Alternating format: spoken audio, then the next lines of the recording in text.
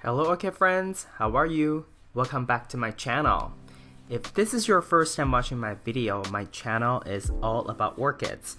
From what orchids I have, how I grow them, my thoughts on certain orchid topics, to what orchids in my collection are blooming, etc. So if you want to follow along my orchid hobby adventure, please consider subscribing to my channel and turn on the notification. What we have here is a Dendrobium orchid. I've had this Dendrobium in my collection for just over 2 years, and in this video I'm gonna share with you some of the things that I do to care for this orchid, as well as talk a little bit about the differences between the two types of Dendrobiums, as well as my thoughts on how I may be able to improve this orchid's performance for the coming year. And going back in time, this is almost 2 years ago when I first got this orchid. You can see it was still a relatively young plant with 2 canes, I think, 2 or 3. 2 canes. One of the earliest cane was like a little tiny stubby growth.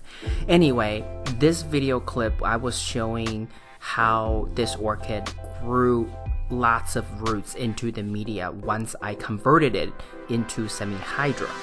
And today it is still grown in the same setup, the same cup, the same media. But you can see at the time I really only had 2 sizable canes, and it has grown quite a bit since. It has put out at least 3 other canes that are much taller and bigger. So fast forward, this is 2019, end of September. That's when I first detected that something was coming out on the side of its tallest cane. But if you take a closer look at these photos or video, you get to see that there are lots of tiny little black hair at the bottom of the leaves along the canes. That's one of the main characteristics of this orchid. This orchid is Dendrobium green lantern. So it's got all these fuzzy black hair all around the canes and at the bottom side of the leaves. This orchid so far has required very little special care, if at all. I think this orchid is a very hardy orchid. I typically provide quarter strength fertilizer for this orchid, and grown in semi-hydro, I usually only fill up the reservoir area, and that's about half a cup of water, and that would last for a good week.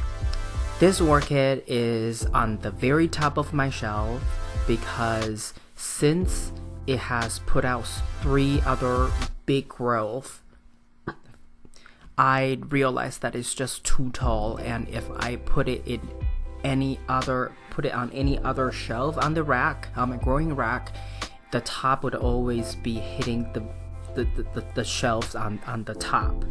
So I decided that it need to go to the very top, as well as a little bit more sun exposure or light exposure. Dendrobium, compared to Phalaenopsis orchid, Dendrobium would need a little bit more light sun exposure than Phalaenopsis orchid. So I think putting this orchid on the very top shelf, solves the space issue as well as the more light requirement.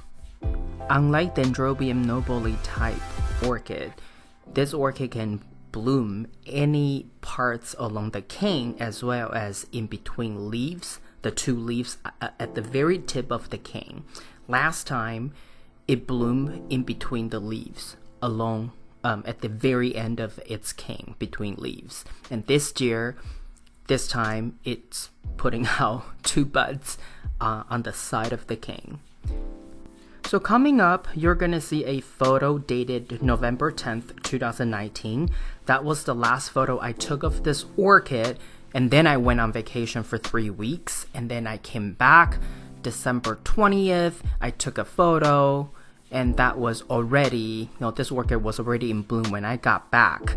Unfortunately, one of the buds actually blasted, never fully developed, and I suspect that during the 3 weeks I was gone, there was some kind of drastic weather change. Even though I set my temperature at the house to be constant, something went wrong, so one of the buds didn't open. So I at least had one flower. That's not too bad.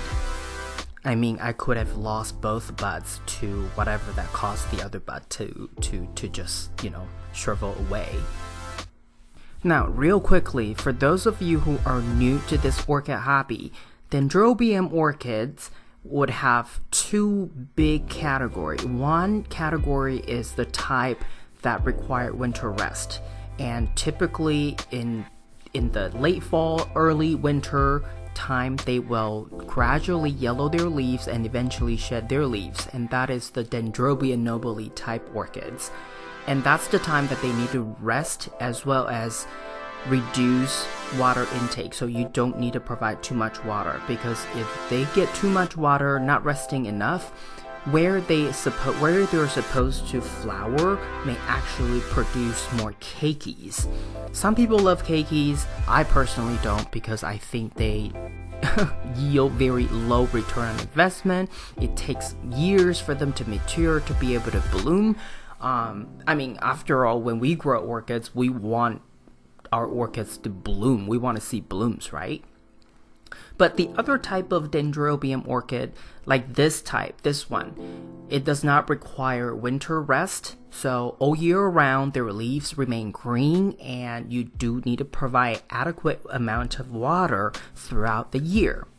For this one, I provide about 1/4 cup, sometimes 1/2 cup, depending on what I think the amount of water they need. And in terms of fertilizer, 1/4 strength. But I think for next year, for 2020, I may increase the concentration to maybe 50%, because that way, that gives me an idea, at least for me to see whether it would improve its bloom count. I grow all my orchids indoors. I'm sure if they're outside, they will bloom much, much better. And just like many of my other orchids, I have this orchid in semi-hydro, and then because I want to reduce the likelihood of algae forming, so I use a blue outer cup. But because this orchid is so tall now, has grown so tall, I decided that I want to use a heavier pot at the bottom to ensure that this orchid doesn't topple over, especially it being on the very top of my growing orchid rack. I don't want it to fall down or topple over from that high. So that's what I did.